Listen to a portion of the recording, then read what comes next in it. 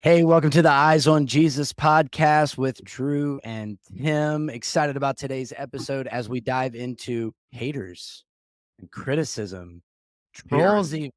What do you do? What do you do? I'm really excited to get to it. And I've got some great stories. I'm sure you do as well. But Tim, why don't you kick us off with, do you have a story? Like, do you have just like a great story of a troll or a comment that you've received recently and then how you responded to that? Well, yes. I'm just trying to think of a good one because there's so many. Oh my goodness. Yeah, I know. You always like on social media, you always have something going on where I'm like, I wonder if he's going to respond to that. I think so. 2020, I started getting on TikTok, and that was a huge, everyone was on there, it seemed like because of COVID. And so you had Christian TikTok was a huge thing, even way more than it is today. And then you would have these new platforms of Christians that were new Christians who then had a platform on TikTok and would say all kinds of crazy stuff. And then it was just a different environment than it is today. And you have more social media options now than we even did then. And so for me, when I started having an online platform, I had to go through a stage of, okay, I care too much for what people are saying. And then now I'm almost on the path of, I really don't care unless I know you. Right? Yeah. And so there's a balance in between because there is some comments I think are good to engage with. And there's other, when we talk about trolls, there are some comments that you can just recognize for what it is. And the Sure. block button has become my friend, whereas in the past I might engage with them a little too much. And so I think for an example for me, when back in 2020, there was two specific moments when I would say that I completely just virally blew up with haters. The first one was I did a video that says, if the Bible calls it a sin, your opinion doesn't matter. Very short, 10-second clip. And people took that and duetted it and shared it and commented like you wouldn't believe. I'm talking thousands and thousands and probably thousands of comments, mostly from atheists who, questioned the Bible, who just did all kinds of stuff. And so that was one. The other one was I talked about witchcraft in Christianity and how we need to stay away from it. I was talking to Christians, mind you, that we need to stay away from witchcraft practices. And Yep. that one completely blew up on witch talk, which is a thing on TikTok of witches. And so I got thousands and thousands of comments from witches talking about that video. And those things, Super positive group of people, by the way. right. Super positive group of, yeah. And so those things lasted maybe 48 hours, maybe a little longer. It wasn't like this long drawn out thing, but Sure. for those 48 hours when I was getting thousands of comments from witches, first of all, I really felt spiritual oppression. It was a Yeah. spiritual, I put my spiritual armor on. But then how do you engage with that many comments? How you can't. Yeah. So I think for me, that was eye opening to realize that, okay, the comment section is not a place to change someone's mind. It is a place where you can defend yourself. Sure. Sure. You can maybe even share some light on the topic, but Yeah. you're not going to fully change someone's mind in general. I would say 99.9% of the time, the comment section is not Right. where you do that. It's through Right. relationship. It's through, right, a little deeper one-on-one and knowing someone personally. So those are two times for me where I really had to figure out, am I going to engage with every comment? And if I'm not, then which ones do I engage with and how do I go about this? Do I just remove myself from social media? Do I just overuse the block button and go crazy on people that have a difference of opinion? Right. So the Yeah. answer is no to those. But then sure, there are times to block people. And I can tell when someone comments, for the most part, their intentions. If they're Sure. asking Yeah. like a leading question, if they're like, really help me understand this, or Yeah. Is if it they're like just, curiosity or yeah. is it just intent? Right. And Yeah. so if I can tell someone's struggling or someone has genuine questions, then yeah, I'll go out of my way to answer them. But in general, trolls, best to ignore. What about you? Yeah, I prescribe to that. I mean, if somebody's got a comment and it doesn't seem like they're seeking to understand what you're presenting or even understand the text, then or even the filter and backstory of where you're coming from, and it's Yeah. just lashing out, which usually that's what happens in a comment section, then you're right. Like, that's not where you're going to prove a point. You just let it be. And it is what it is. You have a block button for a reason. You have a, delete comment section for a reason. I get you going through what you did on TikTok. Like, how do I respond to thousands of comments that you just let it happen? But it does let you know that, hey, you offended people. But if you're going to offend people, offend them with the gospel, right? Like, Sure. that's what we've Yep. always been taught. So it's not an opinion thing. Like, this is the gospel. This is what we believe. And this is our truth. And both of the things that you put out, like, I would stand with you on it. So it is what it is. I have an interesting situation in my life where I have multiple people that I have friended. And when I say friended, like, I see them occasionally. Like, we either talk through social media, or like we literally are face to face at some occasions. And I will only hear from them when I've made them angry. Like, that's it. Like, I know them, they know me, but there's no, like, check-in, "How's your family? How you doing?" Like, there's no, like, want for me to do well and them to do well. There's Yeah. just like, "Hey, I wanted to let you know you really ticked me off right here." So, I even isn't that great? It's pretty one-sided. So, I got a text earlier this week because of all this stuff going on in Israel, and the text said, "Why is your church," I'm paraphrasing, but, "Why is your church not reaching out to people of Islam and joining them in protest?" And I'm like, all right. So you have to understand that Islam's very different than Jesus. And we're praying for peace, and we're praying for both sides, peace and revival on both sides. But as far as like going out in the streets and protesting against Israel, which the Bible says is like God's land, that is the promised land. Yeah. I don't think we're on the same page. So I get these people in my life sometimes that are like, "Hey, I just want to like throw this at you." And it comes from no understanding of biblical truth. It comes from no even curiosity of like, what would have been a better way is like, "Hey, what does the Bible say, or what does your church say about these protests going on?" And like, lead with that, right? Like you said, a leading question. But to just come out and be like, "Why is your church not doing this?" It's like, well, we're not doing that because it's not biblical. Right? It would be difficult to say we're a church and we stand with Jesus, but we stand against what Jesus preaches. That's Right. really challenging. And so that's certainly a thing. And then, even with this podcast, Tim, we try to expand our territory, so to speak, and our reach. And we want to reach new people. We want to reach Christians. We want to reach non Christians. We know because of the people that listen to this podcast that the overwhelming majority of people that tune in to a title Eyes on Jesus podcast are Christians. So usually when we speak, we're, 90% of the time we're going at the Christian, and we're trying to challenge you in your faith, and we're trying to help you keep your eyes on Jesus. That's like the whole concept of the podcast, right? But in expanding our reach, we get in touch with some people that maybe don't have that background or see Jesus differently and gospel differently and Bible differently. And suddenly it's this like war in the comment section. It's like, man, that's not how people talk. Like, it's just not how people talk to one another. Like, we want to talk in love.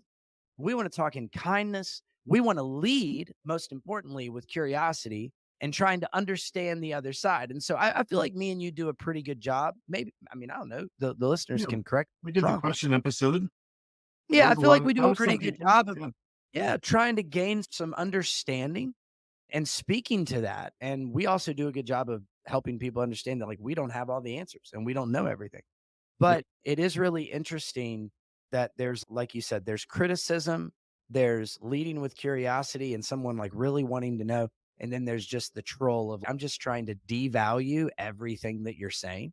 Yeah. So I think when it comes to how we respond to trolls, like you said, man, there's a block and a report on most social media. There's Yeah. delete comment, and you don't have to respond because at the end of the day, like, you're not going to prove anything to anybody.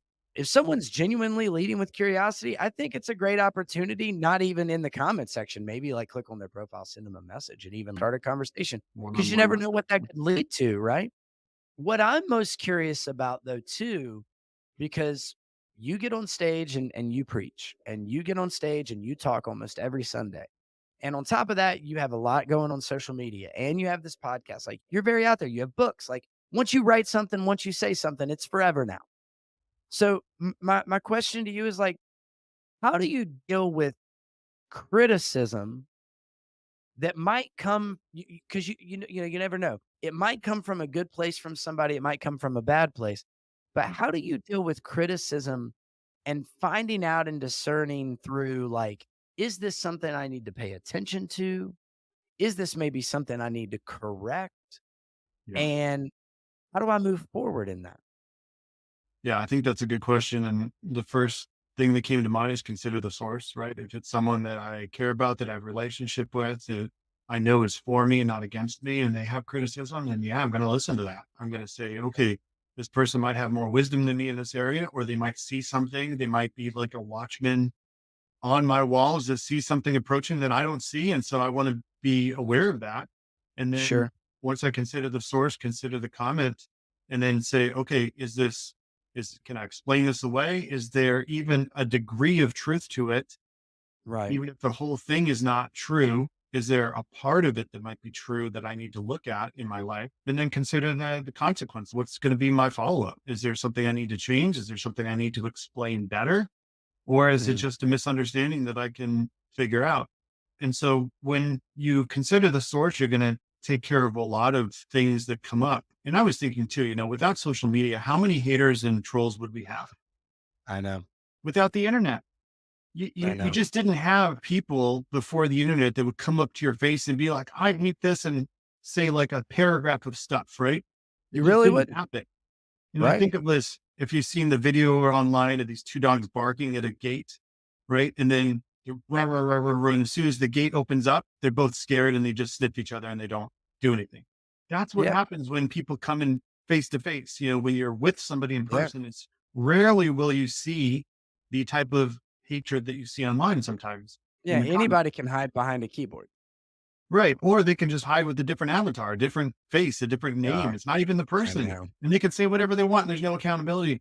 So that's the world where we are living in. And so when it comes down to, and that was kind of my question for you too, is on the same aspect of being a pastor, you will hear things in person and not just online. It always goes back to like, okay, you did a 45-minute sermon and there's one comment if someone's like, well, you actually misquoted this, or I don't agree with this one thing out of 45 minutes. And I used to be that critical person. I've talked on here before about the Yeah. critical spirit that just highlights the one thing you've done wrong and not the Right. 100 things that you agree with. Right. And so I think for us, just us listening, not just saying all the trolls out there, but us personally, how are we critical of other people? How do we have a critical spirit? Because discernment, and I talk about discernment all the time, discernment is not a critical spirit. Those are two different things. Discernment is Right. love and truth together, and Right. a critical spirit is only truth or your perceived truth spread out and spewed out to other people with zero love. That's a critical spirit. And so discernment is to be able to discern what's happening, and also to discern that, hey, maybe it's not my avenue to say anything. Maybe you have 100% clear discernment, which no one does. But let's say you did. Let's say you're the one person that can see everything with perfect clarity and perfect truth. Right. And you can Right. see that pastor's sermon and you know 5 things he said wrong. You have discernment. Should you say anything to him? That's when you have to go before God and say, okay, I'm going to be quiet. Or So I'm only going to sandwich it like, hey, I love this about you. I love that you did this. I would slightly caution you about this, but I love what you're doing. Keep it up. yep. Maybe you do that. But discernment is to know what to do. And it's not just a one approach for everything. It's to be able to see what's wrong and then know when to step in and say something.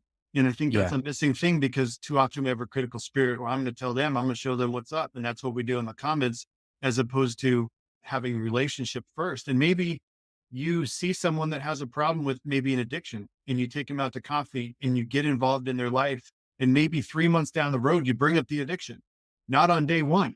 How about we try that? Right. And how about we actually love people to the point that we want to be involved with their life, and then help them through the problem or help them through the addiction, because we have the life experience and the maturity to help them through that, instead of just I mean, we know what it's like to be young and then hear people older than us telling us what to do. We're like, I know better, right? And as you get older, you realize that there's wisdom to be had in people that have years behind them.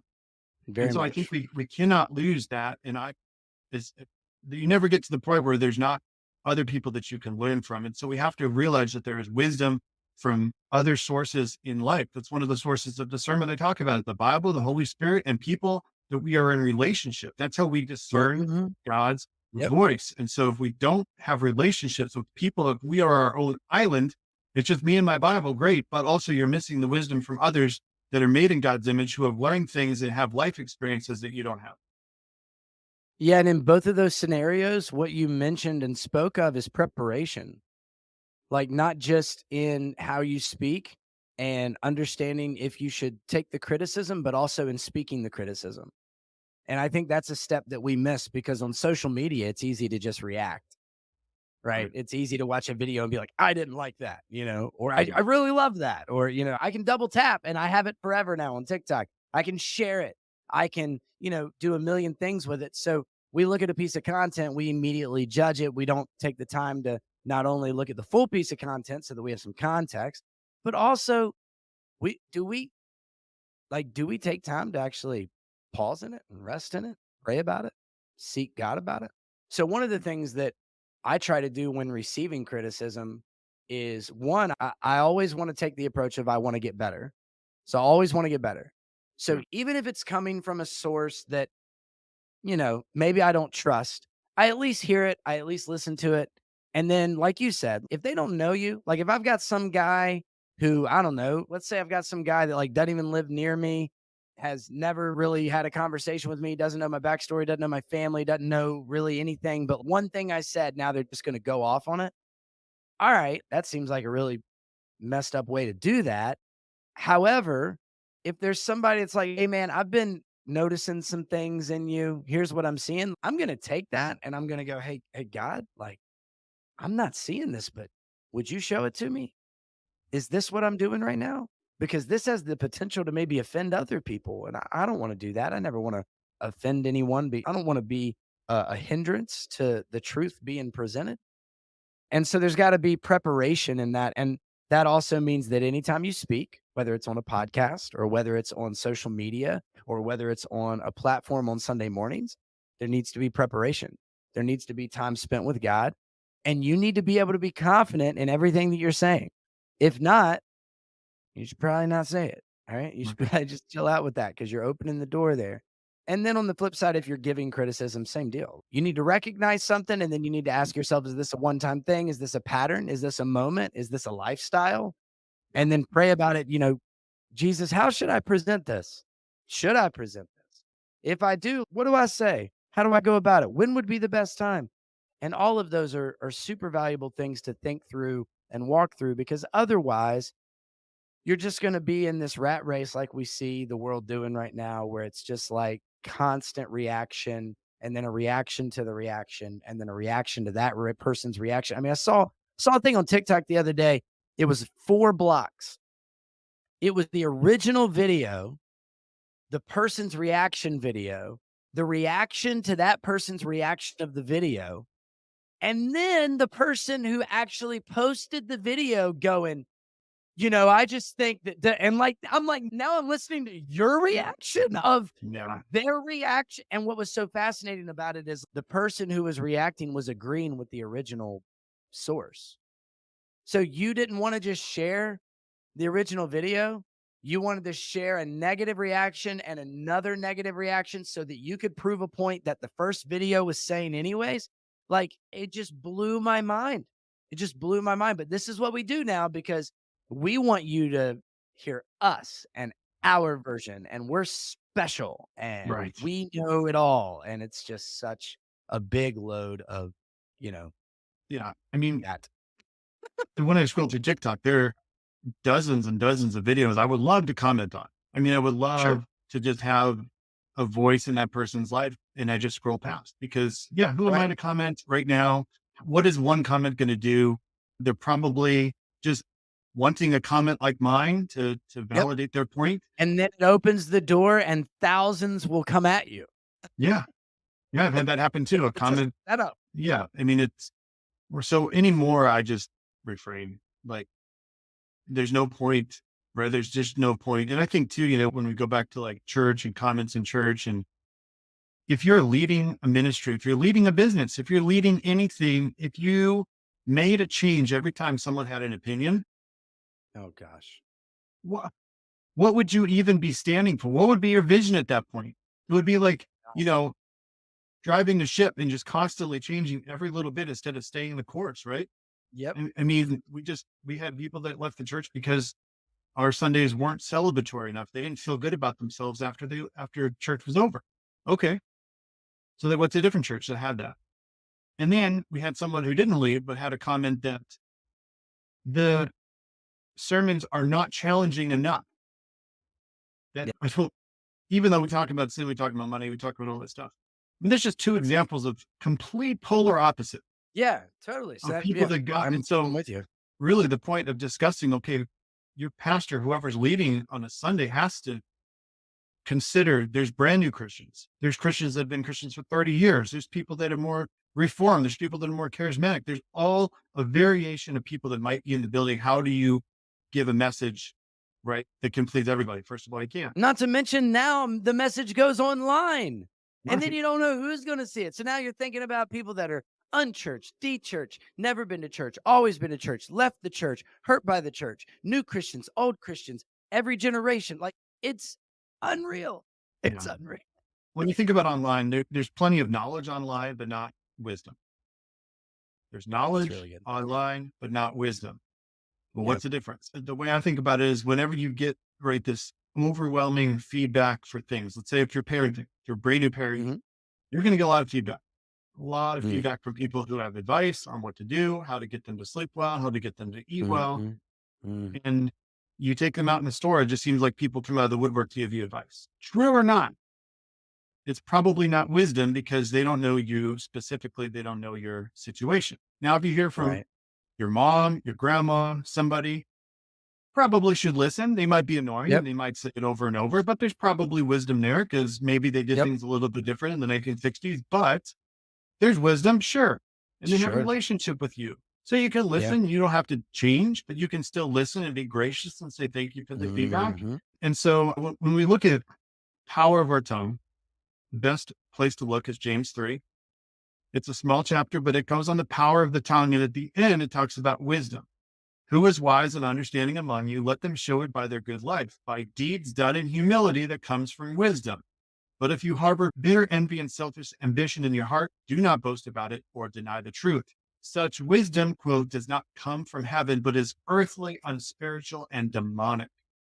For where you have Mm-hmm. envy and selfish ambition, there you will find disorder and every evil practice. So it's saying this Yep. wisdom of the world is not God's wisdom. In fact, the wisdom that is built by selfish ambition is actually demonic. It is Hmm. wisdom from the devil.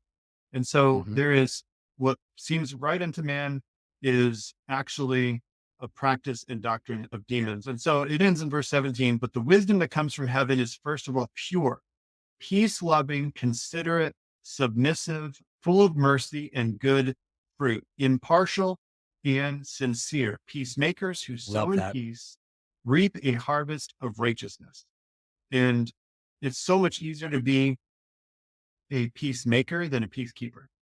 It's so much easier to do the hard work to make peace as opposed to just keep the peace. Just don't rattle the boat. Don't do anything Right. offensive. Don't do anything to hurt others' feelings. Right. Right. It's so much easier to keep peace in a wartime scenario, right? In a peacetime scenario, countries that can keep the peace don't do anything. But to actually make peace, like right now in the Middle East, to actually make peace, that's so much harder. And so it's harder in our lives, especially as Christians, to be a peacemaker, but that's Yeah. who we're called to be. So when was the last time that someone, well, I won't say when was the last time because that's a little unfair because you never know what you can share. Give me an example. I'm curious. Give me an example of a time when someone gave you criticism and you were like, yeah, that's really good. I should learn from that. Yep. I have And you great got better. examples. So Okay, go. on Sunday morning, right? I'm the executive pastor. I handle like the flow of all the different ministries. I'm kind of in the lobby, but not really planted. I'm kind of moving around as people need things. And so Hmm. there was one Sunday when I was grabbing stuff from my office for a table, and I was grabbing it, walking through the lobby fast, walking back and forth, right? And this older guy who I love, I think he's 80, like he's up there, right? And he's just like, hey, he just stopped me real quietly, real lovingly. And he's like, hey, he said something to the effect of, stop and smell the roses. Don't be so worked that you're missing interactions with people, is kind of what the point was. Hmm. And in the moment, I could justify to myself, no, but you don't understand. I got to get this and I got to get that and I got to do that. Right. But what he was seeing was that I was frenzied, probably missing Right. chances to say hi to people. Yeah.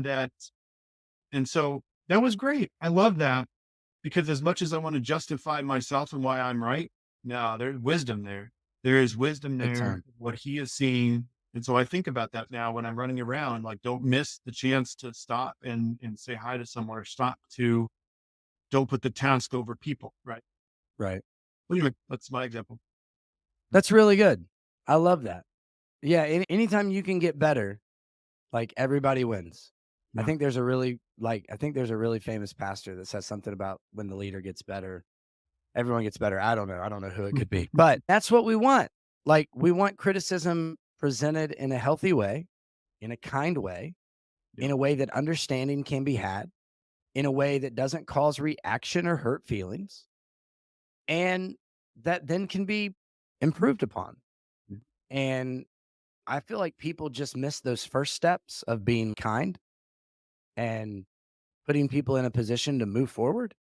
And they just skip right to, I just want to hurt you with this. Yeah. And like you said, that's unwise. That's demonic. That's the world that we see. It's chaos, right? And if God is a God of order, then the opposite of order is chaos. So we need to be really careful with that for sure. I know for me, one of the things that I've really been pleased with is not only the elders that I have at my church currently, but I've always tried to create a culture of people around me, even staff that I, am in charge of, that feedback can be done in an appropriate way. And that feedback goes for me as well, because I always want to be in a position to lead people to the best of my ability. If I can't be heard by somebody because of the way that I'm delivering what I need to be heard, then I need to receive that. I need to get that back and I need to work on that, right? Because I've got to discover how you hear information. I'm the leader, so I'm responsible not just for what I say, but for what you hear. Yeah. And I remember this one time I had a staff member come up to me after we had just done this big volunteer rally. So we were doing this volunteer rally. All the volunteers are there. There's like, I don't know, 50, 60 volunteers in a huddle. I'm getting everybody pumped up. And somebody walked in late. And when they walked in late, they didn't realize we were in the middle of a huddle and they said something, but everybody was quiet listening to me. So everybody heard what they said and it was funny. And so everybody started crack up, like everybody was cracking up laughing. And I like kind of recognized we were short on time and we needed to get through this. And I had something to say, right? And so I was like, all right, let's lock in. Let's get back to it. And I kind of brought everybody back. So this staff member came up to me afterwards and just said, hey, are you cool if I give you a little bit of feedback? I was like, always, what's up? And he was like, I think you missed a moment to be human. And I was like, what do you mean? And he was like, well, dude, like you're a machine, bro. Like you get here at this time, you do this, you have the same pattern every morning. We know what you're looking for. We know what you're going to do. And here's your team laughing, having fun, right? People that don't get paid to be here. Yeah. And instead of laughing with them and showing them that you also can like be that guy, be a friend, be in on the joke, that kind of thing, you ended the fun. You were the fun killer. And you were like, let's lock back in, guys. Okay. Like, enough Yeah. laughing. Here we go. I got something to say. And he's like, if you would have just held out on that moment for another 10 seconds, people would have calmed down and given you their attention anyways. And he said, I don't know, just something to think about. I was like, you know what? You're exactly right. I need to ease up a little bit. They are volunteers. Like if that Yeah. was a staff huddle and I couldn't get everybody's attention, that's different. But these are volunteers. Yeah. So I love that kind of culture where staff and elders understand that, yes, there's a hierarchy and yes, there's a leader, and that's great. But understand that they can come to me and give that kind of feedback because Yeah. it makes me better. And I've got dozens of those examples where that's helped me become a better communicator, a better leader, and honestly, like just a better employee, like a better staff member to get, trust and understand value from each other. So I've been really happy with that. And I'm always a big fan of criticism when when it's presented in the right way. So Yeah. That's good. And I think I like that he said, can I give you some feedback? Because that opens up yeah. the door, right? If you're just too Yep. busy, hey, maybe later, maybe we can schedule a time. Yeah. And so Not right I now. I like gotta that go. practice. Like, yeah. Yeah. That practice is great. Like if you're listening to us, like you don't want to deal with other people giving you feedback. How can I give feedback? Why don't you just ask for that window to be opened up? Ask for that Totally. opportunity to speak into someone's life. They could say no and don't be offended by it, but just Yep. approach with that humility. Hey, I love you. Can I give you a little bit of feedback, or can we schedule a coffee and we can talk about whatever? Yep. Again, relationship is so important. And I think too, going back to the power of your words, and I had a chapter in my book called Discernment with Your Words, and Hmm. I think when you talk about James 3, when we talk about our words can speak life or can speak death, there Yeah. is power in the tongue. And so if we know that, and it's not just talking about, they would have said there's power in your text, but there is power in your words, both verbal and written. And so if we know that, it behooves us to be to the point where we can be Holy Spirit led to not say the thing or to pray about it or to run it by someone else first. Hey, how does it sound? I want to present this. Or, we've been there with emails that we want to send and we've not sent them by the grace of God. And so the same thing applies to, I really want to say this right now. Maybe I need to take 5 minutes and pray. Maybe I need to take 5 minutes and Yeah. just chill, Yep. parenting. Hello. I mean, this is not something Oh. that we can all relate to that, right? We've all said things we regret in the moment, we get heated. And so we speak death Hmm. over our kids, even though they deserved it, right? In the moment, they're being crazy. But what they see from us is going to be reflective on who they think they are as identity and how they then will use their words to tear down their Yep. own sibling or someone else that they come across. And, kids nowadays, especially, I remember in grade school and the power of words is so strong. Your parents might say 500 things to tell you how great you are. And your one kid in class will tell you something. And then that's what you remember for the next 10 years of your life. Yeah. And so we have to recognize that. And then kid or adult, we have to have our identity built in Christ that no matter what anyone says against us, if it's different from what God says about us, we have to go with what God says about us first and realize that people will have good criticism. And maybe, like I said, the great example of watchman on the walls in your life. Who's the watchman on your walls? Who is someone who can see? Because you think of a castle, if your front gates are open to the enemy, people can just waltz right in as opposed to being shut. Hmm. And opposed to watchmen, what they would do is like, I see someone coming miles away. We need to prepare. And then by the time they're there, you have your army mobilized and ready to go. If you don't have watchmen on Yep. your walls that are preparing you for things that you can't see, then you might sabotage yourself by your own words. You might go down a path of sin or of pride or anger and not be aware that other people can see those things way better than we can. People can see those things way better. Your spouse can see things in Yeah. you way Yeah. better than you can. And Way so better. having a place of accountability, a place where other people can speak into your life and then be able to receive that is crucial for I think every person. So to wrap up, I think for our listeners, what do we do with all this information, right? Like, what do we take with us? Like, I know we talked about, all right, so how do we deal with trolls? I mean, for us personally, we're out of the comment section. We don't feel like comment Yeah. sections are where friends are going to be made. That's where a lot of stuff can go down. Stay away from those. What do we do when it's not it's not a troll, but it's legitimate criticism. Well, we consider the source, right? We consider the source and we try to discern whether or not we should listen to that criticism. We take that criticism to God and we ask God to work through the Holy Spirit in us to reveal to us maybe some blind spots. And if Yeah. we are feeling convicted of that, maybe we even go to somebody else and say, hey, are we, do I have some blind spots in this place? We always want to prepare when it comes to these kinds of conversations, whether we're on the receiving end or whether we're on the front end of actually delivering it. We want to make sure we're praying about, should we deliver this kind of criticism? And then lastly, our words have a lot of weight. They have a lot of power. Yep. And so for our listeners, let's just decide to be different. Like, listen, if you're a Christian, this is how you should be. And so I'm calling you to this because Jesus has called us to this. If you're not a Christian, like, do it. If you're not ready to say I do it because of Jesus, that's fine. Okay. We'll hopefully get there together. But your words have so much power. Let's be encouragers.